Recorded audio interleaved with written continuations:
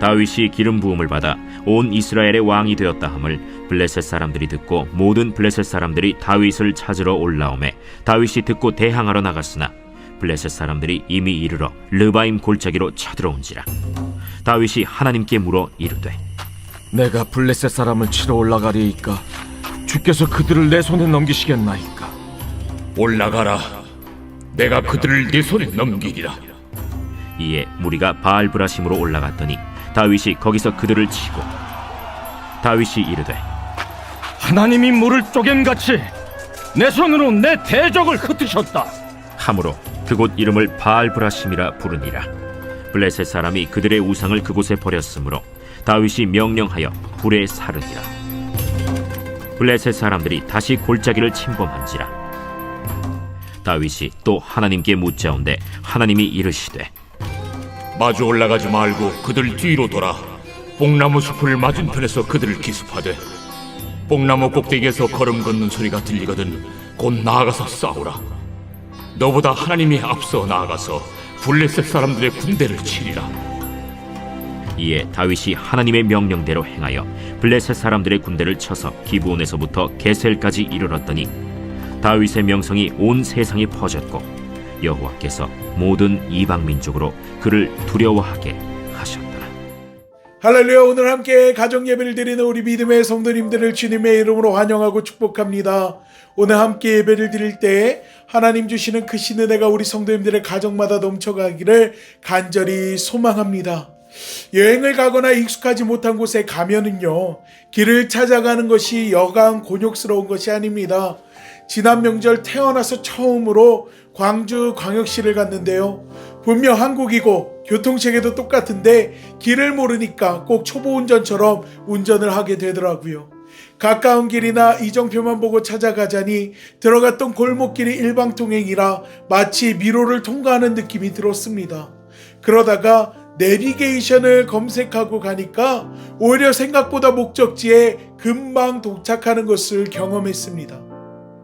우리의 신앙도 마찬가지입니다. 신앙생활을 하다 보면 무언가 답답한 상황을 마주하게 될 때가 있습니다. 오늘 본문이 그렇습니다.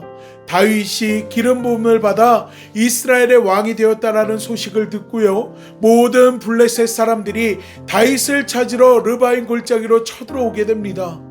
르바임 골짜기는 갈릴리 북부 이스라엘 땅과 그 남쪽 유다 지파와 베냐민 지파를 연결하는 교통의 요지였습니다.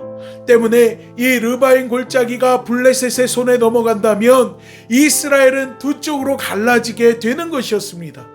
이에 다윗은요, 다급한 마음으로 블레셋을 대응하기 위한 출정을 준비하게 됩니다. 일반적으로 전쟁을 하게 되면은요, 군사를 정비하고 적의 정보를 수집해 전략을 세우는 순수를 받게 되는데, 다윗은요, 다급한 상황 가운데에서 하나님 앞에 먼저 기도하는 모습을 보여줍니다. 10절 말씀을 보세요. 다윗이 하나님께 물어 이르되 내가 블레셋 사람들을 치러 올라가리이까 주께서 그들을 내 손에 넘기시겠나이까 라고 묻는 장면을 볼 수가 있습니다. 이에 하나님은 올라가라, 내가 그들을 내 손에 넘기리라 말씀하시는 것을 볼 수가 있습니다. 하나님의 응답을 믿고 순종한 다윗은요, 바알브라심에서 적들을 물리치고 승리하게 됩니다. 하지만 이 집요한 블레셋은요, 포기하지 않습니다. 전열을 정비하고 또다시 다윗을 공격해 옵니다. 다윗은 이전의 승리에 도취하여 자만하지 않았습니다. 보통 한번 싸워 이긴 적은 가볍게 볼 수도 있겠지만, 하지만 다윗은요, 하나님 앞에 다시 무릎을 꿇습니다. 그리고 하나님은 다윗의 기도에 이전과 다른 전략을 주고 다윗은 이에 순종함으로써 또다시 승리를 취하게 되는 것을 우리가 성경을 통해 볼 수가 있습니다. 사랑하는 믿음의 성도 여러분, 하나님의 응답에는요, 변수가 없습니다. 불가능한 일도 하나님의 명확한 응답이 있다면 절대 실수가 없습니다. 사람들이 실패하고 좌절하는 이유가 뭡니까? 사람들이 실패하고 좌절하는 이유는요, 하나님 앞에 묻지 않고 일부터 시작하기 때문에 그렇습니다. 어떠한 일을 계획하고 진행할 때 기도로 준비한다라고 합니다. 왜 그렇습니까? 기도한다라는 것은요, 내가 하는 것이 아니라 하나님께 맡기는 것을 의미합니다. 하나님께서 일해 주시고 인도해 주실 것을 간구하는 것입니다. 세상이 변해 이제 세상의 지혜가 더 논리적인 것처럼 보여지고 과학적으로 여겨질 때가 있습니다. 여러분, 전쟁을 앞두고 기도하는 것보다 적군의 정보를 수집하고 효율적인 방어와 공격을 위한 계획을 수립하는 게 어쩌면 더 지혜롭게 보여질 수도 있습니다. 더군다나 극박하고 중대한 일일수록 그렇게 생각이 더욱더 많이 듭니다. 하지만 우리가 하나님 앞에 기도할 때 내가 가진 지식과 지혜, 능력과 재능이 아닌 하나님이 하실 일을 기대하고 순종할 때 여러분, 하나님의 역사가 우리 삶에 나타남을 기억하시기 바랍니다. 그 놀라운 역사의 주인공이 오늘 함께 예배를 드리는 우리 믿음의 성도님들 되시기를 간절히 축원합니다. 우리 함께 기도하겠습니다. 사랑의 하나님, 우리 삶 가운데 문제가 생기고 어려움이 생기면 우리 안에 다급한 마음들이 하나님을 바라보지 못하게 하고, 혹은 우리가 가지고 있는 지혜와 지식과 잣대들이 하나님의 말씀보다 더 지혜롭다라고 여겨지는 것들을 바라보고 찾게 하는 것을 보게 됩니다.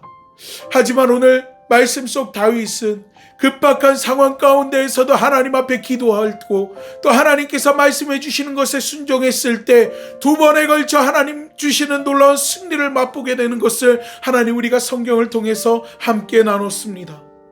사랑의 하나님, 우리 믿음의 성도들의 삶 가운데도 인생 가운데도 하나님 동일한 은혜와 능력이 있게 하여 주시옵소서. 그 삶 속에서 예수 그리스도의 이름을 붙들고 살아갈 때, 예수의 이름을 부르짖으며 기도할 때, 예수님께 모든 것을 맡기고 전적으로 나아갈 때 하나님께서 우리 믿음의 성도들의 삶 가운데 함께 하여 주시사 하나님의 크고 놀라운 은혜와 능력이 우리 성도들의 삶을 주관하게 하여 주시고, 하나님의 역사로 그 삶이 채워지는 놀라운 은혜와 역사가 있게 하여 주시옵소서. 오늘 함께 나눈 말씀이 한 주간 삶을 살아가는 데 있어서 힘이 되게 하여 주시고 능력이 되게 하여 주시고, 모든 일에 하나님 앞에 먼저 기도함으로 나아갈 때 하나님 주시는 지혜와 능력이 우리 성도들의 삶을 주관할 수 있도록 하나님 함께 하여 주시옵소서. 모든 것을 주님께 맡깁니다. 하나님 은혜를 베풀어 주시옵소서. 예수님의 이름으로 기도합나이다. 아멘.